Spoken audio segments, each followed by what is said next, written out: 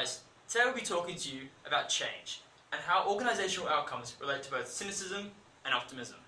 The receptivity of change and the way in which groups of individuals react to proposed organisational changes is dependent upon a variety of factors, such as perspectives towards change, the communication of change, and effective leadership throughout the change process. The way in which managers handle the change process can lead to individuals experiencing either cynicism, an attitude expressed by frustration, disillusionment and contempt, or optimism, an attitude characterised by confidence and hopefulness of future success. The following scenario, experienced by one of our group members, embodies the spectrum of optimism and cynicism, and illustrates how their prevalence leads to differing organisational outcomes. Team! Hey boss. Hi guys. I want to change our inventory control system to a computer-based one that will reduce human error. The aim is to have more control over the flow of inventory so we are able to manage the stock that goes in and out of the warehouse.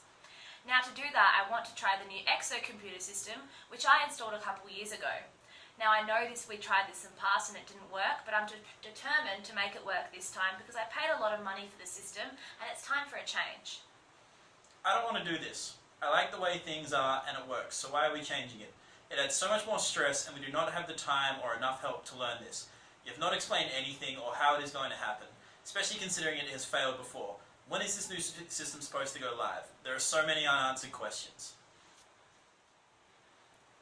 As you can see from this scenario, employees were reluctant to go ahead with this change and were resisting it too. They were cynical in that they did not think it would work. Now please continue watching. I decided to hold a more formal meeting about this plan of change. In the meeting, I communicated and educated with all employees involved in the importance of bringing in this new system. I also gave them a plan which indicated a substantial amount of time that is going to go into training the employees on this new program. By doing this, I wanted my staff to know I understand it is a stressful time, however I completely support them in this transition. I encourage communication by showing empathy and hopefully more trust in the change. She was clear and effective in communicating about the change, so we all knew exactly what was going to happen and how. And she made sure everyone in the business was involved in the change, as well as outside stakeholders, including hire removalists who we told had to keep an extra eye out for stock being left behind at jobs. By involving everyone in the change, we felt like we were working as a team to succeed, which made things motivational and more supportive.